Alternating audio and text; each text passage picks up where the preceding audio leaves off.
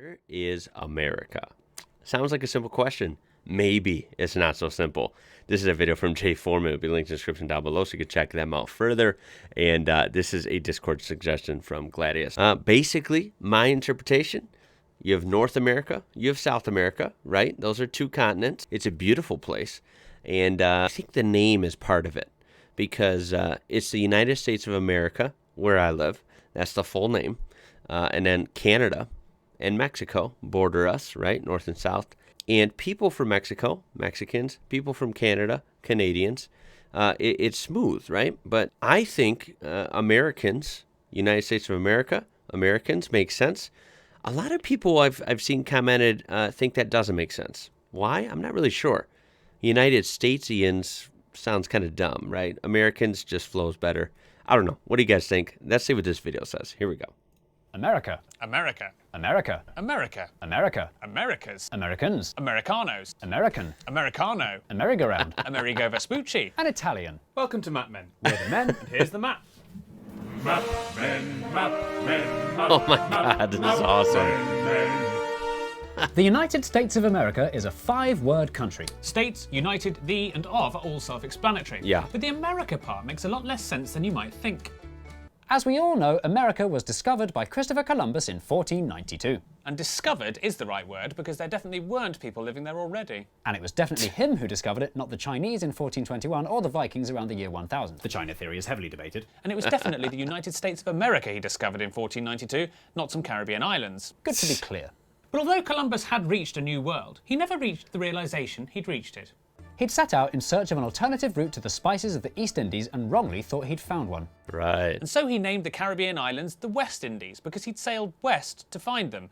Which is weird because if he thought about it and he had actually gone around the world and hit the East Indies, he'd have hit them on the east side. So he probably should have called them the East Indies. So if he had been right, the West Indies would today be on the eastern side of the Indies, which is ridiculous. Well, Columbus wasn't the only European who had so a 15th century midlife crisis that involved buying a massive boat and sailing west until he'd come to terms with his own mortality. Just 1 year after Columbus first reached the South American mainland, Italian explorer Amerigo Vespucci got there second. But the crucial difference between Vespucci and Chris, as people in the voyaging business referred to him, is Vespucci did know he'd reached a brand new continent, and word soon spread of an exciting new world. Hear ye, hear ye! There's a brand new continent we knew nothing about until now, full of gold and spices and exciting new vegetables! Mapmakers around the world set to work creating new and up-to-date world maps, each with their own dreadful renderings of the increasingly but still not very discovered continent. One of these mapmakers was a German called Martin Wälzimüller, who in 1507 had all but finished his magnificent new world map. All right. Except for one small detail: what to name the new continent everyone was talking about. He very likely would have named it Columbia, after the widely agreed discoverer of the New World, Columbus. But Amerigo Vespucci had some very clever PR people who were falsifying documents and spreading lies about exactly when he'd reached the New World. And these lies must have reached the ears of Martin Wälzimüller. You're listening to the Vespucci Hour on Explorer FM. Amerigo, he got there first! Because he made the fateful decision to label the new continent America. Latin for Amerigo.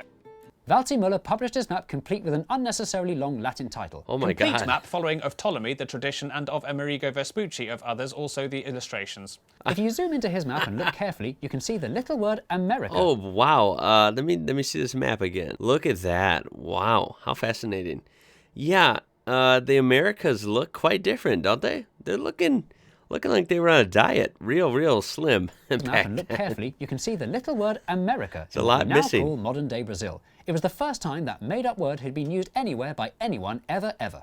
Nobody knows why Martin named it after Amerigo's fairly common first name rather than the Vespucci part. It's a bit like if I discovered a continent and they named it Markland instead of the more enticing-sounding Cooper World Jonesania.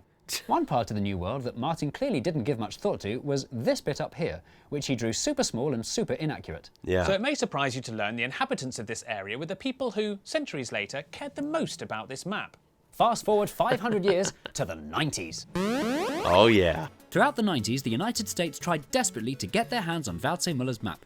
Because it contained the first use of the word America, the US considered it to be their birth certificate, not minding that it had actually been given to a different baby since they had no qualms about swapping babies even though they were now grown adults.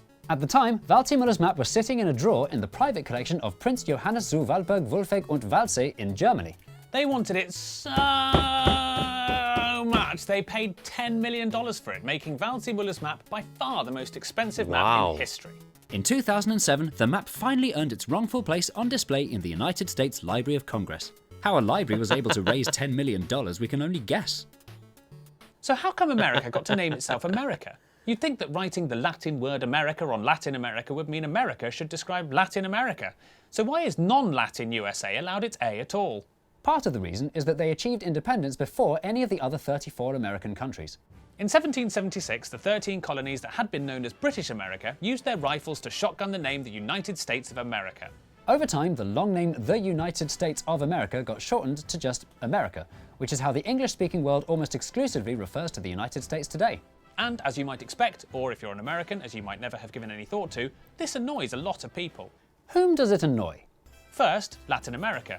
In the Spanish-speaking world, the word America on its own always refers to the entire continent, and never the country, which they call Los Estados Unidos. They even set up a petition demanding Los Estados stop stealing their name and get a new one right now. Wow. With 308 okay. signatures, it's surely only a matter of time before America concedes. Second, Canada.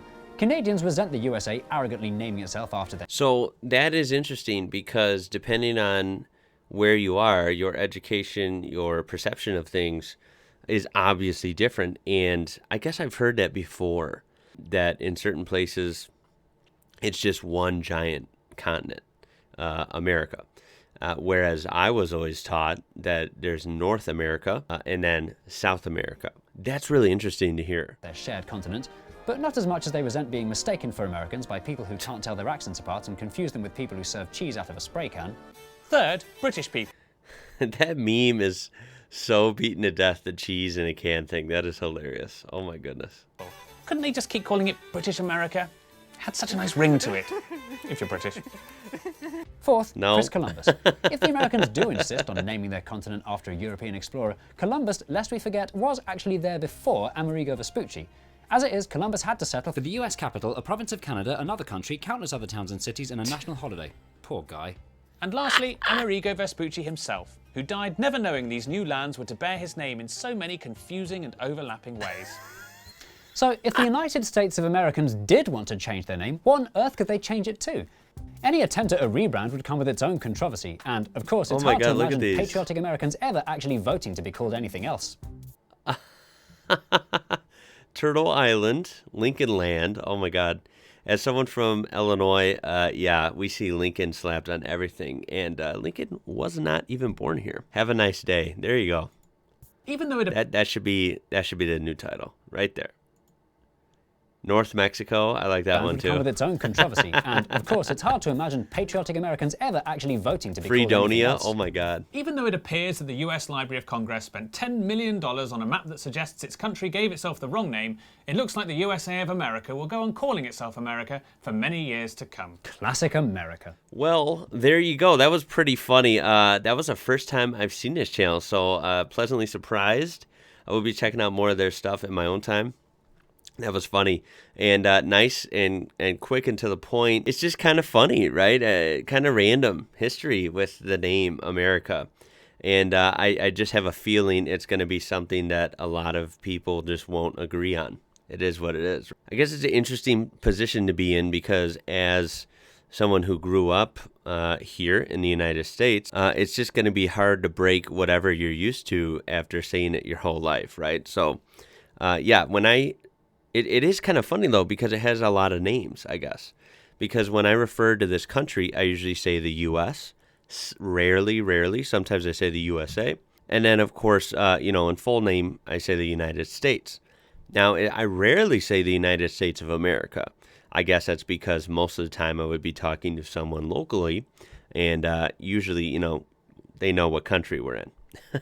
Saying that whole name rather unnecessary. As for the people, so if you're a person or a group of people that reside here in the United States, what should we be called then? Because Americans is just the norm here. It is so normal, and I don't see that going anywhere. I also think it's interesting the whole continent being America. instead of 2, it being 1. If that's one continent, wow, that is massive. That is like a massive continent. But how do you feel about that? I would love to hear how you refer to these certain things in the comments below. Funny video. I really enjoyed it. Please throw a like on there if you did as well. Check them out in the description down below with that link. Subscribe to be part of this amazing community we have here. We are so close to 100K. I really cannot believe it. You guys are awesome. In closing, my name is Ian. You're watching IWrocker. Until next time, y'all. I'll catch you later.